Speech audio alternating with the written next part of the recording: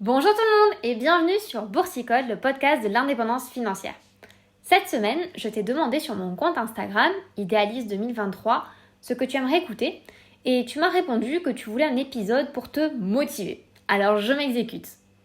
J'avais envie de commencer cet épisode en te parlant d'un concept dont on m'a beaucoup parlé pendant l'école d'infirmière, j'ai nommé la résilience.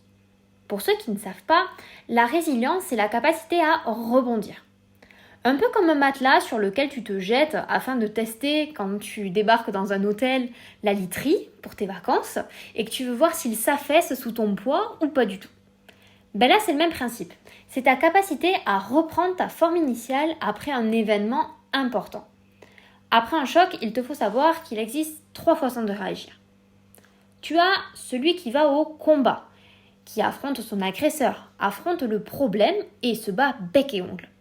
Ce comportement est toujours mis en valeur dans nos sociétés occidentales, mais l'on se rend souvent moins compte qu'il est aussi extrêmement chronophage, c'est-à-dire qu'il demande d'y consacrer beaucoup de temps. Et il est aussi très épuisant, car les personnes y consacrent énormément d'énergie. La deuxième façon de réagir, c'est la fuite. Pour ce type de personnes, le conflit n'est pas possible.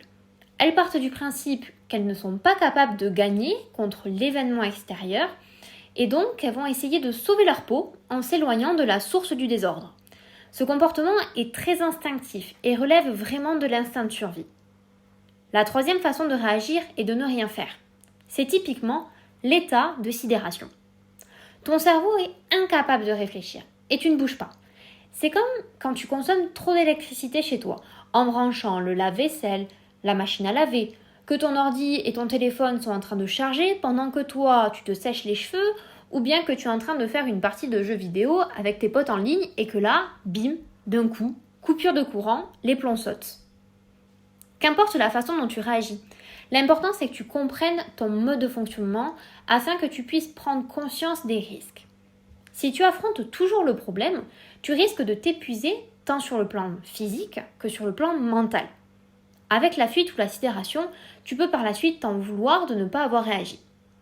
Il faut que tu apprennes à t'accepter comme tu es et surtout que tu comprennes pourquoi tu fonctionnes ainsi. La connaissance de soi est à mon sens quelque chose d'essentiel quand tu veux évoluer dans le monde. Et pourquoi me dirais-tu ? Car tu es ton meilleur ami. Et c'est cette notion que je veux installer dans tes neurones aujourd'hui. Si tu passes ta vie à te critiquer, à te dire « Mais pourquoi je n'ai pas bougé ? Pourquoi je n'ai pas crié ? Pourquoi je n'ai pas répondu cela ? Pourquoi je suis partie au quart de tour au lieu de réfléchir ? Etc. etc. » Tu ne te rends pas service. On est dans un monde où on nous montre très souvent que le meilleur, avec les sourires, les vacances, les réussites, des corps de rêve, etc. etc. Les pleurs, la souffrance, la peur sont des émotions que l'on laisse souvent sous silence et qui pourtant sont essentielles.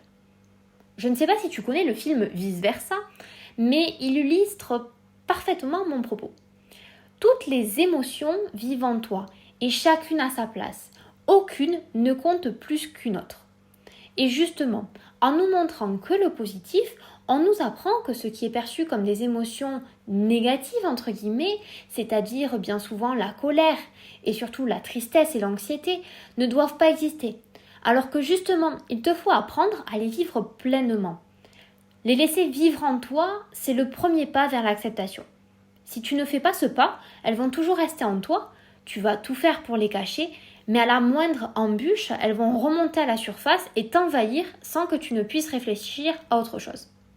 Le meilleur conseil que je puisse te donner pour apprendre à te connaître est de justement travailler sur ton enfance essentiellement, car on le sait, nos façons de fonctionner sont héritées de cette période. Donc tu travailles sur ton enfance et sur les événements de la vie que tu juges impactants avec un professionnel. Personnellement, je l'ai fait pendant plusieurs années et je peux te dire avec certitude que je ne serais pas du tout la même personne si je n'avais pas effectué ce travail sur moi. Ce travail va t'aider à mieux te connaître et ainsi tu sauras pourquoi tu réagis comme ça ou comme ça dans telle ou telle situation. Et cela va énormément t'apporter car comme je te le disais tout à l'heure, tu es ton meilleur ami. Comment veux-tu apprendre à vivre avec les autres si tu ne sais pas vivre avec toi-même ? D'ailleurs, Leonardo DiCaprio disait « Si tu es capable de manger tout seul au restaurant, tu es capable de tout faire dans la vie. Pourquoi ? Car tu te connais, tu sais quand la situation est OK pour toi ou pas du tout. Et cela, ça te rend adaptable à bien plus de situations que si tu ne te connaissais pas. La connaissance de soi est une des plus grandes forces que tu peux acquérir. Alors bien sûr, cela prend du temps, mais je suis certaine que dans quelques mois, tu m'en remercieras. Il est important que tu identifies tes modes de fonctionnement parce que de cela va découler tes pensées et tes croyances limitantes. Cette identification va être la base de ta réussite. Pour te donner un exemple, intéresse-toi aux sportifs. Quand on pense à leur entraînement, on pense à l'effort physique, alors qu'en vrai, il n'y a pas que ça. Beaucoup ont recours à la méditation et ou à la visualisation. Gagner un match, c'est comme gagner de l'argent avec une activité qui te plaît. Ça se prépare en amont. J'ai déjà fait un épisode sur cela qui s'intitule « Comment changer ta vie grâce à la visualisation » et je t'invite à l'écouter. Ce qu'il te faut en retenir, c'est que ton cerveau et ta façon de percevoir le monde pèsent très lourd dans la balance de la réussite. Il y a un dicton dans ma caserne de pompiers que nos entraîneurs sportifs nous répètent régulièrement. C'est « Assure-toi que ton pire ennemi n'est pas entre tes deux oreilles ». Et c'est tout à fait ça. Tu peux être ton pire ennemi ou ton meilleur ami. Et comme on peut tout être, mais pas tout à la fois, assure-toi d'être ton meilleur ami, c'est la clé de la réussite. Alors que tu sois bien, comme on dit dans mon sud, ou malheureux, que ce soit par une rupture amoureuse, un deuil, un état de santé, une situation professionnelle, ou que sais-je, assure-toi d'être ton meilleur ami. Analyse ta réaction à la situation. Il faut que tu comprennes pourquoi tu ressens ce que tu ressens.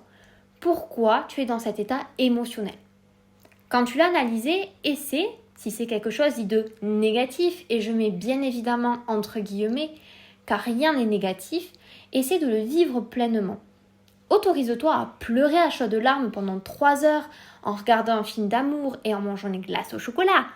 Assure-toi de pleurer quand tu as un animal qui est mort, par exemple. Autorise-toi à hurler à plein poumon dans ta voiture ou chez toi contre ce collègue qui t'énerve à chaque fois que tu vois sa tête. Autorise-toi à dire non à cette invitation de sortie samedi soir parce que tu veux regarder une série avec ton chat sous la couette. Je pense que tu comprends l'idée. Autorise l'émotion à exister pleinement. Laisse-la prendre de la place. Quand elle sera sortie, tu verras, ça ira bien mieux. Pense aussi à prendre du temps pour toi si tu le souhaites. Toutes ces petites astuces vont t'aider à aller mieux, je te le promets. Et après, tu auras de la place pour laisser entrer la joie dans ton cœur, la bonne humeur, t'émerveiller devant un coucher de soleil ou sur tes résultats à la salle. Quand l'émotion dite négative, entre guillemets, est pleinement vécue, les émotions plus positives, toujours entre guillemets, ont de la place pour vivre. Et ça va te donner un énorme peps pour aller réaliser tes objectifs. Tu vas cravacher, avoir des idées nouvelles, signer des contrats, créer un produit, satisfaire un client et bien plus encore.